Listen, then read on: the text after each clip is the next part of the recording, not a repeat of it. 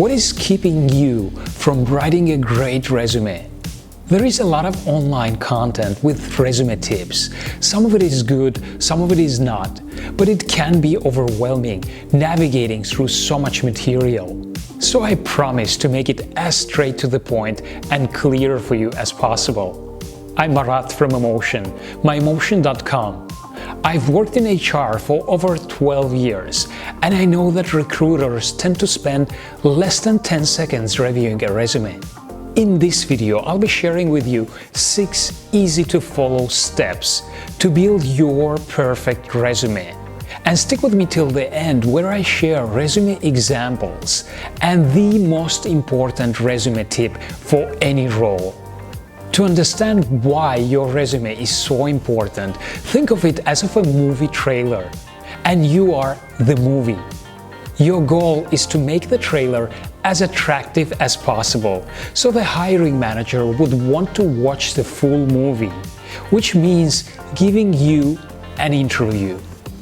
If you are not subscribed to my channel yet, then definitely hit the subscribe below and enable the notification bell so you won't miss out my weekly content. The first step is really the base of your resume. Selecting the resume format and style, which you feel best represents you professionally. You need to decide what type of resume you want. There are 3 main types of resumes: chronological, functional,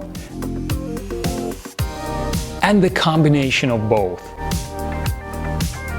Here are some of the resume format examples. You can always check for more examples online and choose the one which you feel suits you the best. I personally recommend going for a chronological format, since it's the most traditional resume and it's suited for a wider range of positions. The experiences here are listed chronologically, according to the order which they took place. Step 2. Create a resume header. A header should include your name, your phone number, an email address, links to your website and to your LinkedIn profile, if you have these, of course. You can also include your address, but leave it out if you plan to post your resume online. Remember the following: double-check your phone number. You might also want to have a voicemail which is not unprofessional or even a little embarrassing. Also, your email needs to look professional. I mean this because an unprofessional email can actually get you rejected. In fact, studies show that it can get you rejected 76% of the time. Wrong?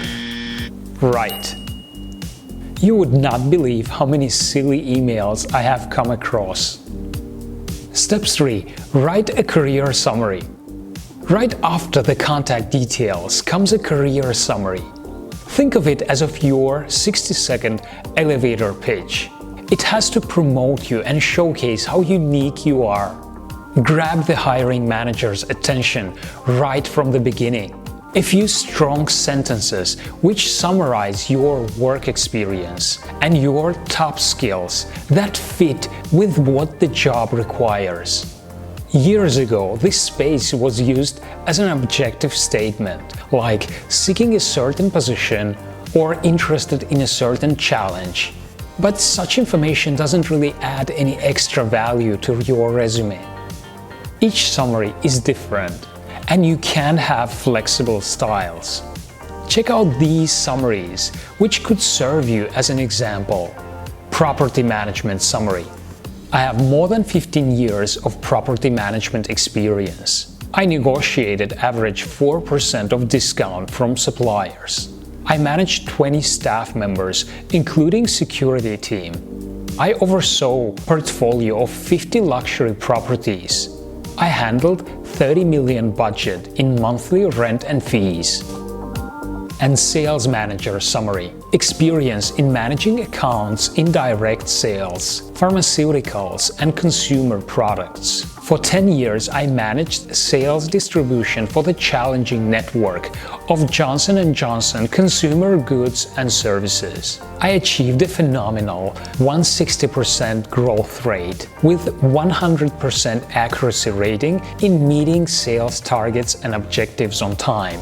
I have a vibrant and engaging personality. I easily bridge any differences between client and consumer. Step 4. List your experiences and skills. This section shows where you've worked and when. Start with your most recent or your current job, then list your previous work experiences. You should include a few lines of your job description and then list the specific accomplishments you've made at each position or job. This section is your professional story.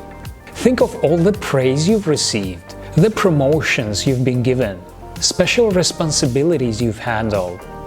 Using sentences which start with action verbs makes your resume seem much more dynamic, like accelerated, achieved, expanded, generated, etc. Also focus on results by including values. For example, increased sales by 20%, implemented a new system of filing, improved office efficiency by 15%, saved the company 10,000 euros by redistributing the tasks. Step 5. List your education. List the schools you've attended, starting with the most recent one. Add any other educational experiences, such as masters or training programs, community colleges, courses, etc. If you haven't had much professional experience yet, you might want to list your education before your experience section, right after your summary. Step 6. List your personal interests or any other extra information. This resume step is considered flexible. If you feel your resume is already too long, feel free to leave this or any other extra information out. However, in recent years, the personal interests section has become more relevant. It shows that you are a well-rounded person who people would want to know and work with. Employers nowadays can even use this section at the start of an interview to break the ice. You might want to focus on hobbies that have helped you grow. For example, traveling, reading, chess, football, cycling, etc. Now let me show you 3 important resume tips. Number 1. Don't make your resume longer than 2 pages.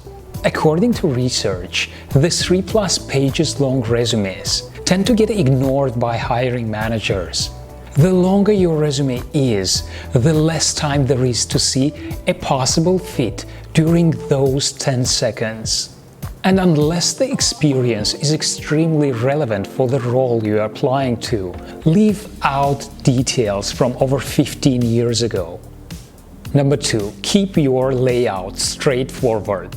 You may be tempted to dress up your resume using fancy graphics, charts, and striking fonts.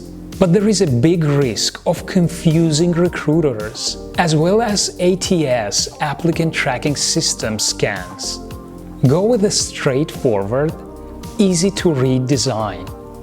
Avoid all the tiny fonts, sudden font changes, and format variations.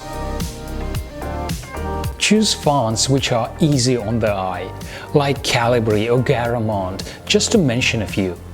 And the most important tip number 3, tailor your resume to the job advertisement.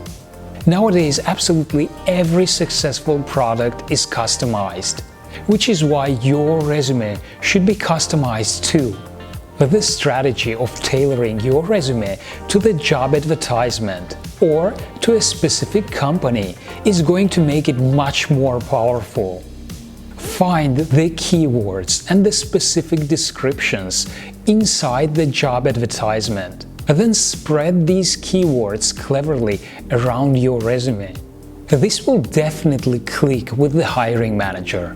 And with the ATS, which scans your resume and which might determine if you are a fit just by scanning these keywords. Thanks for watching. If you found this video useful, please thumb it up and share it with whoever you think it would be beneficial to. Don't forget to hit the subscribe and see you in my next video coming up.